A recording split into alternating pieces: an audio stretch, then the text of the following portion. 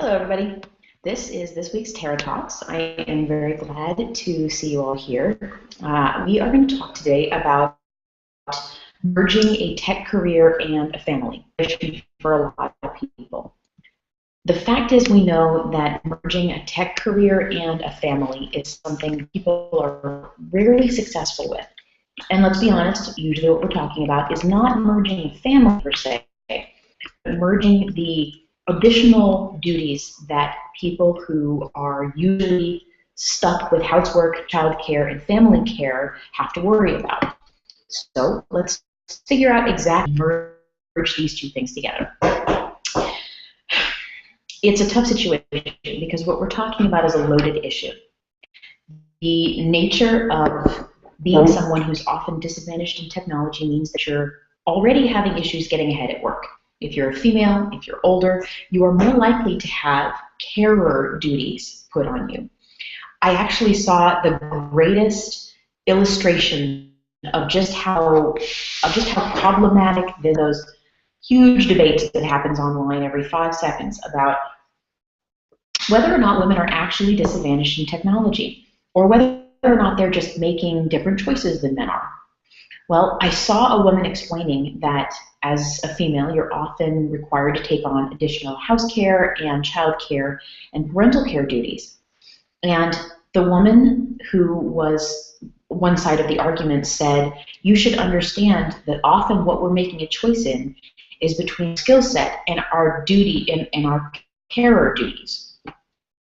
And the internet trolls talking back with her said, well, that's the entire problem. You're prioritizing your home care over your career. He actually didn't even know what the word carer was, to the point that it just didn't occur to him that she might have meant that and not have he didn't leave an E out of the word carer to make career. He just didn't know someone who had to care for other people. It was the greatest way I've ever seen illustrate. You can't have an argument with someone with whom you have no basis for connecting. And it's often what happens in technology, where someone's explaining that there are, and the other person not even understanding that they exist, much less that that's someone who has to choose to do them. So how do we figure out a way to merge a tech career with the parental, the family, the child care duties that are often placed upon people who are disadvantaged in tech? When I say disadvantaged, often more what I mean is outsiders. A good friend of mine, Jim Burrows, threw that word out when we were at ShmooCon doing a conversation about mentorship in technology. I said, I don't like the word disadvantaged. What could we do instead of that word? And my friend Jim's an amazing person, found him on Twitter at BRONS, suggested that we use the word outsiders. That's a better way to put it, because outsiders to tech have additional burdens placed upon them often that people who are already insiders to tech don't.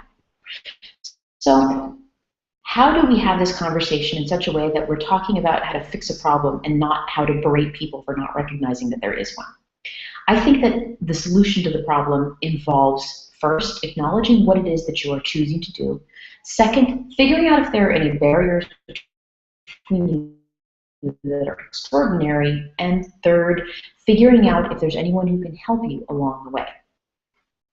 Situation or two before where I desperately wanted to give all of the benefit of the doubt, any kind of fair advantage, but all of the benefit, a woman who had small children. She was part of a project that we were doing, and this project involved the kind of hours that startups in technology require. And she was purely unable to put in the kind of commitment based on the fact that she had small children at home that we were able to, since we didn't have children. And the answer eventually was that we ended up parting ways on that project. She did not get all of the advantages that would have accrued to her from staying in a tech startup, and we felt that in a lot of ways we weren't sure if we were upholding our principles. So how do you deal with the fact that these additional carer duties means that you can't put the time in technology that would make your career work? The first thing you have to do is acknowledge that that is the case. If you have small children, I don't care who you are, if you are a primary caregiver, male or female, whatever gender you are not someone who's going to be able to put in 90 hours a week as a tech startup founder. It's not going to happen. There is just simply a reason why for energy don't start companies. For that period in your life, you are better off looking for something that fits around your family, unless you're building your family around your tech career. This is something that you often find women in academia doing. There are a lot of women who structure their family growth and their personal development around the very rigid cycles of academic development, around graduating from your PhD program at around 28 to 30, from becoming an assistant to an associate professor, from becoming an associate to a full professor. Those ages, those periods of time in an academic woman's life coincide most heavily, the areas of greatest productivity coincide most heavily with when her childbearing years exist. If you have a small baby, you cannot make it through graduate school without an unbelievable amount of help. I wish to offer all the encouragement in the world to single mothers who can make it through a doctoral program with small children. I don't know if I've ever met one before.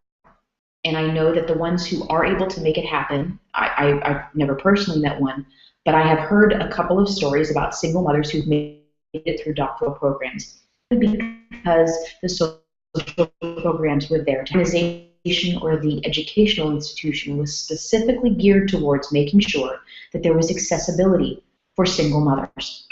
So what's the equivalent of that in a tech startup? The answer, unfortunately, is that there isn't one. If you are a single mother with a small baby, there's not really a way to do the 90 hours in technology simply because there's not the support in a tech startup for you to do so. You can absolutely do 40 hours a week at a company that has great programs, support, and that support for diversity. I always like to mention Microsoft right now. Microsoft gets picked on an awful lot. But the truth is almost every building that I've seen, never had a baby, but I hear that it's not very pleasant dealing with a baby in a bathroom. And new of Microsoft's desire to make sure that women, that is a way to consider yourself part of tech, to move into a career and still not have that burden of needing to take care of all of the. So we are to work for a larger company that has those diversity initiatives. Or let's take a look now at another possibility, just to do freelancer gigs.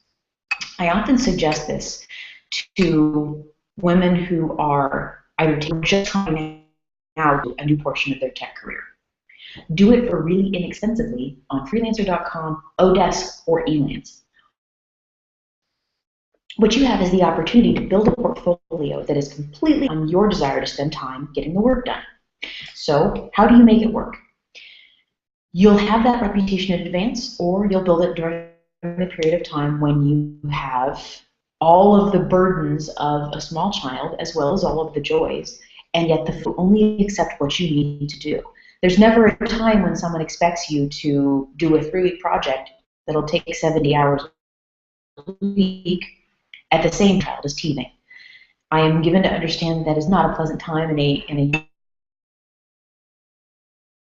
couple's teething, and I'd say that it's probably a good idea for you to make sure that that's taken care of in advance in terms of your child care if you are in a company that permits you to do so. There are a lot of companies that have really great ratings for support for young parents. I don't want to entirely leave men out of the debate here. I have seen, I will repeat as verbatim as I can the conversation that I had with a very good friend of mine who's a senior engineer at Microsoft. He said, it's not like I don't understand that a young father has the same responsibilities that a young mother does, especially if the young dad is part of the child caring situation. For instance, they're bottle feeding. He said, however, I can't stop the fact that there is an impression left when a woman leaves to care for her child repeatedly during the day that isn't left when a young father has to take off early to go pick his kids up from daycare. There's often the same effect. I mean, read slate.com if you want to see this effect in action. There's often this frustration or irritation when the woman does it that turns into an, oh, that's so cute when the man does it, and a belief and an expectation that soon the male will no longer be burdened in that same way by parental duties, while the expectation is that for the rest of the time that the woman has kids, she'll always be the person on call. The expectations we have when it comes to new parents are really where a lot of this issue comes from. In truth, I don't see much of a mother when it comes to work output. The truth is neither one of them is going to do as good a job as someone who doesn't have the need to spend that amount and effort of time away from the job and away from starting a tech company. So it's not fair, but it isn't fair. To manage this perception, you can switch the job that you have. You can make sure that you have had all of the conversations that you need to have before the kid ever shows up. As a manager, I've had people come to tell me that they're going to have kids. And the answer you always give is, congratulations, that's spectacular. You won't hear anything differently from anybody ever. Well, that's possible. I've actually heard of women in technology who've gone in and told their managers, well, when are you going to quit? That I'm very glad women begin to lean out. They begin jobs. They're not really there anymore. They're there for the paycheck until they start their maternity leave, and then they're just not going to come back. So create that plan in advance. This is where we talk about that point number 2 with acknowledging your limits. Create that plan in advance and think of it like developing software. No matter how much time you think your family is going to take after you become a new parent, multiply it by pi. That's what we do in developing software, right? We decide that something's going to take 2 weeks. It's not going to take 2 weeks. It's going to take 6 weeks, maybe 6.5 weeks. We've multiplied by pi because that's a solid number to multiply any time estimate by to handle bugs and things you didn't know were going to happen. It's a good idea to do that as a new parent as well and build that plan out with your manager. The third piece of this, aside from trying to control your own career and acknowledging your limits and building that plan out in advance, is negotiation with your partner. I would not be able to do what I do as a female in technology without having not negotiated a great deal of with my. I don't deserve him, trust me. I mean, a lot of you folks think that he might be the lucky one. No, I'm the lucky one on this one. He's an amazing human being. And a lot of what I did was I talked with him about what it would take to be constantly away from the house and about the expectations we both had for what the house would look like. He's very good at what he does, and he is someone who's much more neat than I am, and I'm much more clean than he is. You could eat off my kitchen floors, but I don't mind if there's some stuff piled around. He likes to have everything picked up, but he's not really going to notice if the towels need washing in the bathroom. So we talk instead about who's going to be in charge of what and what happens when one of us feels like there's an unfair burden on the other. We wouldn't be able to do what we did without neither one of us is able to put as much into the home as we would want to. We wouldn't be able to do this now, to be mid-career professionals, without having had serious conversations, not just about housework, but about what our social expectations are, about what other people expect of us. My husband was stunned to find out how much of a burden it is to be the female when some friends walk through the door and they look around and they see a messy house. He doesn't feel it. To him, it doesn't matter. But I'm the one that gets penalized socially for us having a messy house. If I want to invite people over to socialize, then it ends up being my problem if the house is dirty. And he and I have had this conversation, and we negotiated it together and found some solutions that actually work for us. Some of the solutions have involved help around the house before. Some of it involved us individually being responsible for things that we know the other person will take care of without question. And some of it just involves a lot of hasty text messages about half an hour before someone else walks through the door. That negotiation requires maturity, and it requires knowing what you're in for in advance. if you are a female or someone who is an outsider to technology and you're planning on dealing with carer duties for children, and I'm sure you've already begun with this if you've got parental carer duties, be someone who what is and isn't reasonable for you to accomplish. No one can make everything perfect. I'm sitting here right now thinking about the state that I left my kitchen counter in. Dean maybe isn't thinking about it as much right at the moment, but we have that conversation too. He thinks about the trash can. I don't think about the trash can. There's a way to handle it, and a lot of it has to do with negotiation. So those 3 points: controlling your career to the best of your ability, acknowledging your limits and having that plan for what it is that you need to do, and negotiating with your partner or with your household mates about what it is that you're expected to do and planning for that in advance are the 3 main ways that you can actually deal with the problem of merging a family with technology. It's a little different because there's an option available to us in tech that isn't available to people in law or medicine, which is that we can work at home and have some kind of reasonable expectation of our careers progressing and of making decent money. The only way to do that is freelancing and or consulting. Every confidence, and if you want to know more about how to freelance and consult, then please let me know. Just tweet or ask me a question. You all know how to get a hold of me at my email address, t@theterror.com.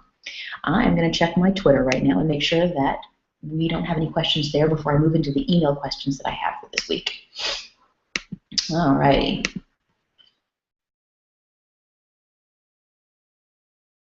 This week are... Okay. As per usual, people always send me these email questions that's horrible, and I feel like an agony ant. I learned that this called an agony dear like that. You write letters. Sometimes the kinds of emails I get are I don't know the answer to those questions. I can only offer up the best solution.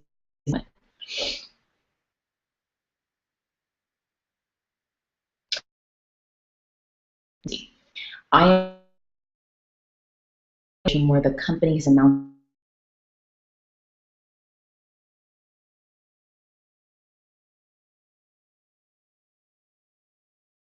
if you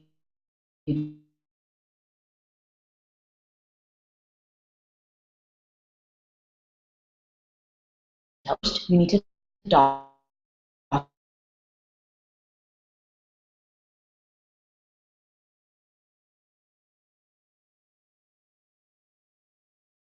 has the right to tell you ever that something that they are doing that is illegal is something that you can't talk about. There are whistleblower laws to protect against that. And trust me, there are plenty of attorneys out there that let me know. I know a couple of countries. You need to document everything. When you do your number that you're going to be fired as a result of being pregnant, then you need via documentation. I might even suggest take a day, stay at home, take a day off, right? Person, I'm taking this day because make it be the situation. Send an email to the boss instead. Your boss may not respond; they may respond. But if the next written communication you have severs your contract, I think you're in a pretty good situation right now to have a conversation with someone. If you are someone who is a little bit more nervous of that interpersonal situation, maybe try doing something where you do an instant message. The idea here is to make sure everything is documented. No one can save you from an asshole boss where you're going to be treated unfairly. And the truth is,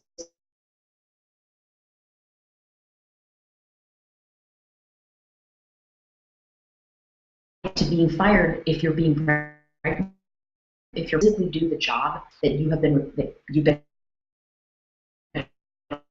hired to do, stop you from being fired. Be aware that there's another side to this too, which is if you can prove that you could do that job, then I don't take that kind of a case on. Be prepared for that kind of documentation. A good example for this is, I think it was last week, a dentist on the East Coast for having cancer, or she was the receptionist, I think. She had a very serious kind of cancer, and she was likely the only employee that this person had. Maybe possibly they had a dental assistant, but they had a receptionist to book appointments and run the front desk. When she got cancer, it was very clear that she was going to be away a great deal from work, that she was going to be going through extensive treatments. The doctor fired her. The dentist fired her because she wasn't going to be able to do the job. That's anticipatory, and a lot of people think that the issue there was not that he did it, but that he did it in a very cold fashion, in a preemptory fashion. If someone is concerned about your ability to do the work, it's really your job to prove that you can do it. Keep doing your job.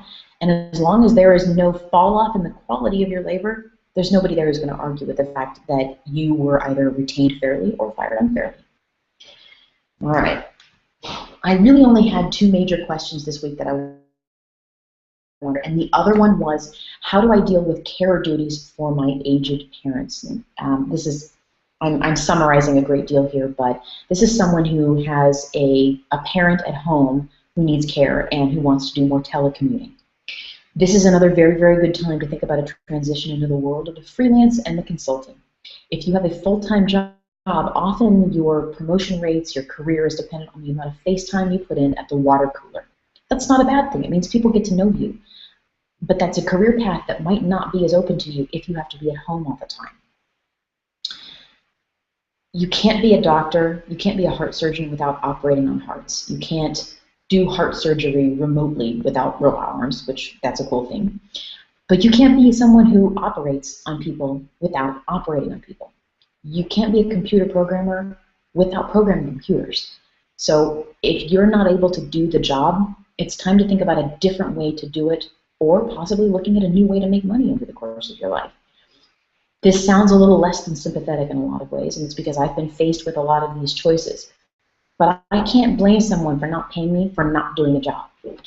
So if you're in a bad situation, the number one thing to remember is document. The second thing to remember is that your life choices are yours, and if you want to own them and to create the best possible career, plan in advance for the problems as much as you possibly can. If any of you want to know anything more, if you want to ask for any advice, just let me know. Twitter is always the best way to reach me, but you can catch me on email as well. Next week, I think we are talking about 10x coders. That's going to be, how do you become that person who is just this amazing programmer in the company? Everyone knows that if you want something done, you hand it to this person. Often people call them unicorns or rock stars or ninjas. It's very overused, but those people do exist. And in fact, I have a special guest next week that is acknowledged by every person that I know as one of those programmers. His name is Raymond Hardman. He works at Silent Circle. And he's one of the greatest coders I've ever met, and undoubtedly one of those 10x unicorn-type coders. We'll have a conversation with him next week and talk about what you can do to make him awesome, and how you can be awesome too. I will see you next week. Follow me on Twitter to have more conversations. Thanks bunches. Bye-bye.